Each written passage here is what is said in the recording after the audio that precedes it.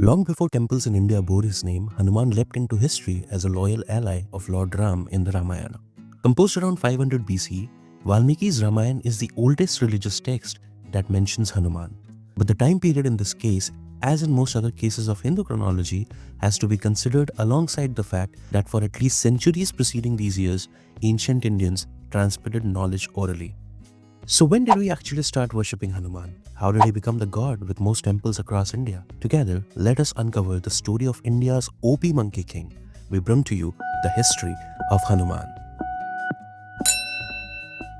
The oldest texts of Hinduism, the Vedas, do not explicitly mention Hanuman, but some scholars like John Dawson and Wendy Doniger suggests that concept of a monkey deity or a divine monkey-like figure may have roots in Vedic texts such as the Rig Veda, where the Maruts, who were basically storm gods, were associated with the monkeys.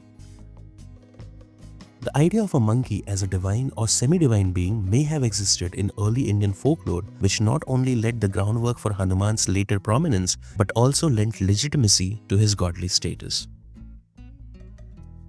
Later, around 500 BCE, Valmiki's Ramayana paints Hanuman as a devoted servant of Lord Ram and a celestial Vanar with superhuman strength.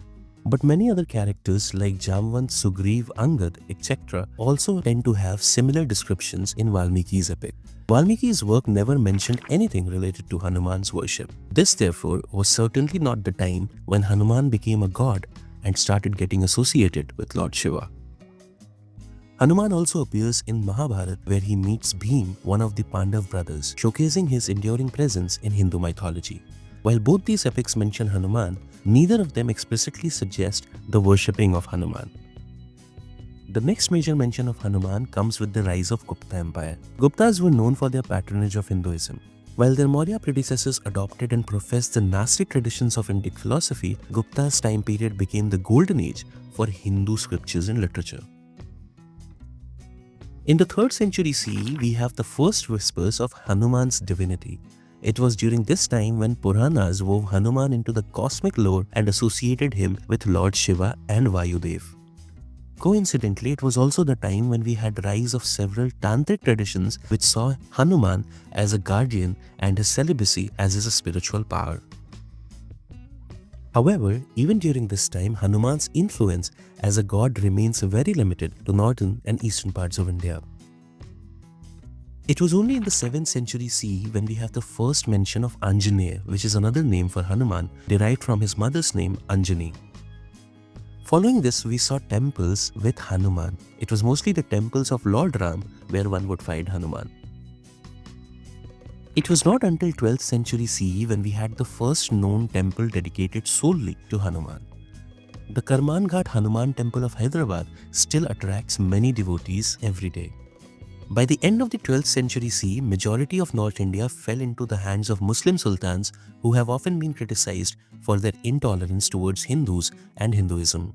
This intolerance resulted in forced conversions to Islam, destruction of Hindu temples, and persecution of Hindus across the subcontinent, which might have been one of the major reasons which delayed the worshipping of Hanuman as a deity.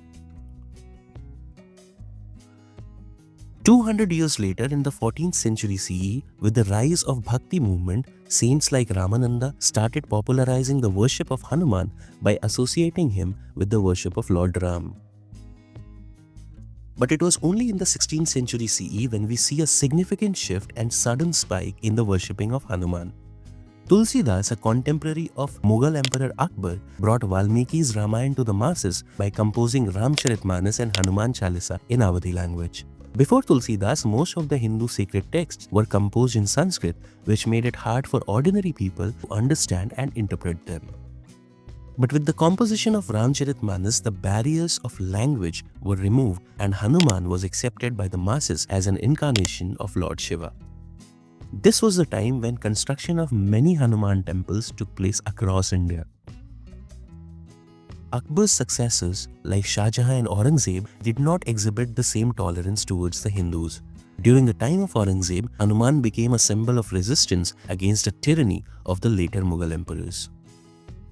With the advent of the British and colonization of India, Hanuman's role as a protector and guardian deity became more pronounced. His popularity grew with his images being used in folk art, literature, and religious practices. Today, Hanuman's popularity extends beyond religious contexts. He is a beloved figure in Indian pop culture, appearing in television series, animated films such as Hanuman, and comic books such as Amar Chitraktha. With the Indian diaspora, Hanuman's worship has spread globally. Temples dedicated to Hanuman can be found in countries like the United States, Canada, the United Kingdom, and even South Africa. Hanuman is one of the most worshipped deities in India, symbolizing strength, devotion, and protection. His popularity transcends regional, linguistic, and sectarian boundaries, making him a unifying figure in Hindu spirituality. Today, Hanuman's presence is felt in everyday life through small shrines, roadside temples, and home altars, making him a constant source of inspiration and protection. I hope you enjoyed watching this video. This video is only for educational purposes, where my aim has been to provide a brief understanding of rise of Hanuman from merely being a side character in Valmiki's Ramayana to being one of our most beloved gods. As an independent and full-time content creator, I need your support. Please share this video with your friends and subscribe to our channel. Thanks for watching.